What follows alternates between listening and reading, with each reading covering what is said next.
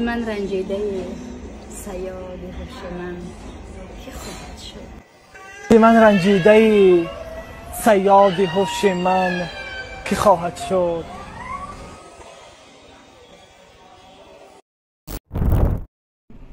سلام به همه شما دوستان و مخلصان عزیز. به سهم تمام بانوان عزیز من خوش خبر دارم. آن بانوانی که نمیتونن از کمپانی فابرلیک پول به دست بیارن و آن بانوانی که علاقه کار کرده ایستادن و نمیدونن که چگونه فایده به دست بیارن، چگونه تحفه به دست بیارن، من برای شما اپای فقیر و محبت را شناس می‌نمایم که در شرکت فابرلیک علاقه دایرکتور شده کار و فعالیت دارند.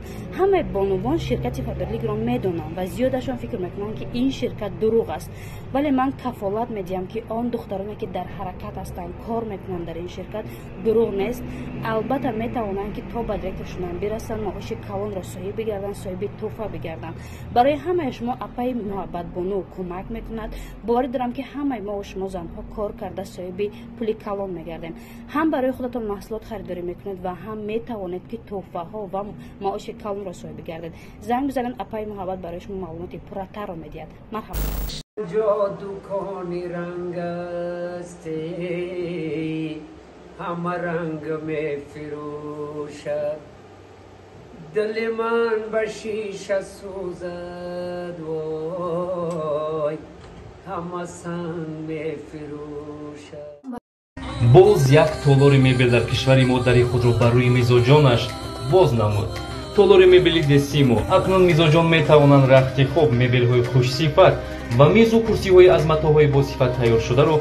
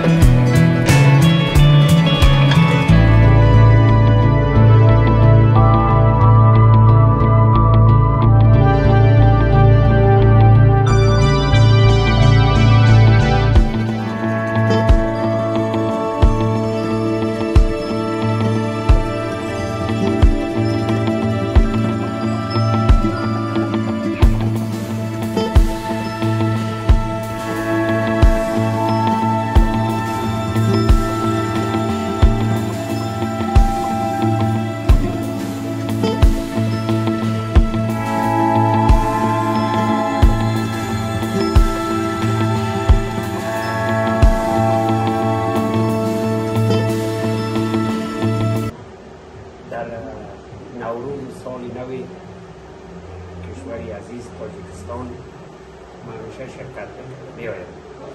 حالی یک سال پرفیض و پربرکت و یک سال خوشی و صلح و امنیت در کشوری ما هم افغانستان نصیب بگرداند. امسال ما که اینجا میایم خب علاقمندای ما مرا خانم میمونن، همش مخلص های هستن، مخلصی آواز هستن، مرا دعوت میکنن دیگر. امروز خوشبختانه در با شما ما را دعوت کردیم اینجا رستوران اسنا تاریخ 17 انشاءالله رحمان که به خاطر مخلصا و علاقمندایم در تاریخ 17 در این رستوران اسنا خدمت میکنم. بله. همه ما و شما انا همین استاد مهربان را انتظار نشوید. دکانی رنگ است همه رنگ می فروشد دل من به شیشه سوزد وای همه سنگ می فروشد دل من به شیشه سوزد